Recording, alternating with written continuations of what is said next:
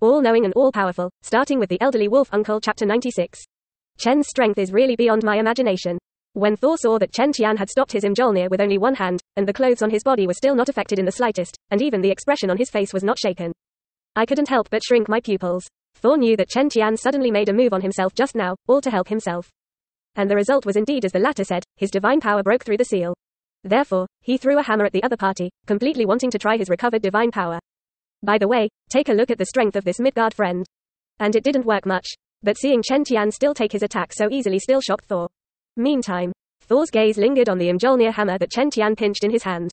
The color of shock under his eyes suddenly became more intense. I tried my best to get the hammer's approval again, and as a result, this guy Chen actually did it easily. Thor's face suddenly became complicated. Chen Tian noticed the change in Thor's expression, all sensing the latter's mood, and immediately put down the hammer and smiled. This is my special ability, not recognized by the hammer, he explained with a smile as he picked up his hammer. Click. It actually directly swung out a thick thunderbolt and smashed it on the ground in front of Thor. Thor couldn't help but take a step back unconsciously, watching Chen Tian's expression become more complicated. Then, Chen Tian also threw the Thunder God hammer in his hand towards the other party. Thor took the hammer, his eyes flickering. In his heart, he didn't believe Chen Tian's words at all. He always felt that this teenager exuded an indescribable strange aura, too mysterious to figure out. However, Thor did not choose to continue to ask this question because of the doubts in his heart. His emotional intelligence is a little lower, but he also knows that everyone has secrets that they are not willing to reveal, and there is also an invisible line that cannot be easily crossed. What's more, the other party is still a person whose strength is not weaker than his own. Well, thank you, Chen. Thor thought, and showed Chen Tian the same bright smile as before. To be honest, the way you helped me just now shocked me, but fortunately it was successful in the end. Then, Jane in the distance. Foster walked over and cautiously looked at Thor at this time. Do you really have no problem now?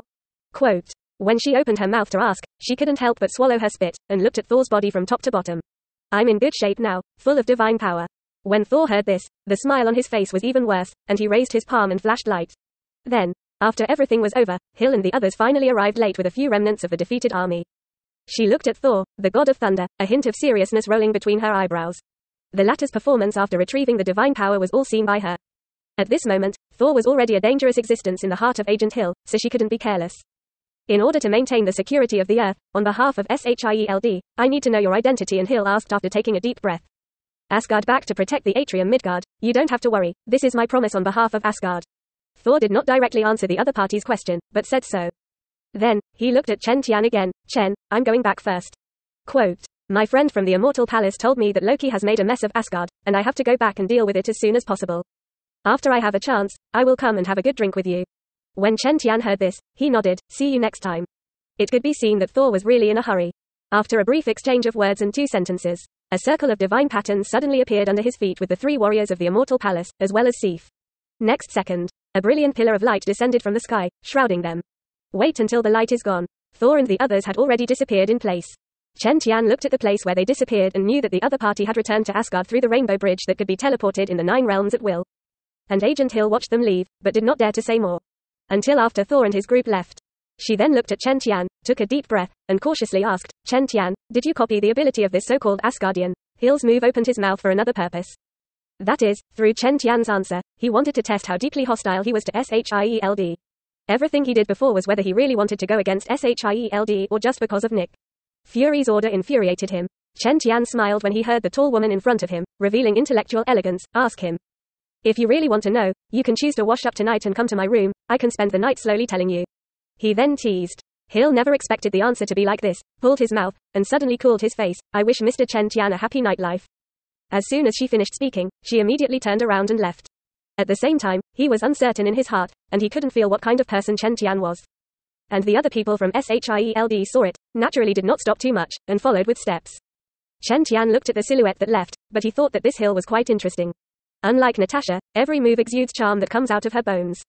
Hill is a bit cold, heroic, and capable. How to describe it? There is a feeling that it can only be viewed from afar, not profane.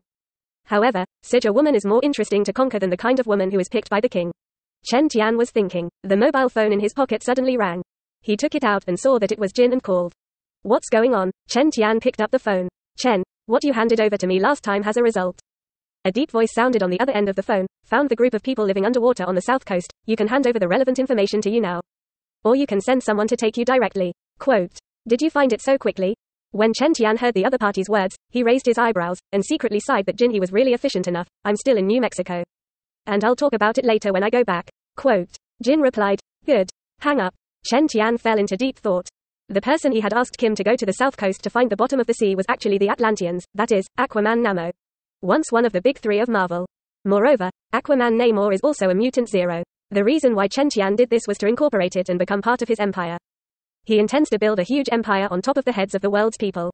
An empire of mutants, and the completion of the empire naturally cannot rely on Chen Tian alone. His future strength can become the core of an empire, but in the end, a behemoth is inseparable from the cornerstone of ability. Therefore, Chen Tian will contact many people who can use it through various methods. For example, Neptune Namo. Then again, Chen Tian's natural mutant ability is to be able to breathe underwater to survive, and the relics control water to a small extent. From a certain point of view, there is a certain fate with Aquaman Namo. If you have time later, you can go to meet Atlantis. When Chen Tian's thoughts came to this, he suddenly became interested, and couldn't help muttering. First chapter,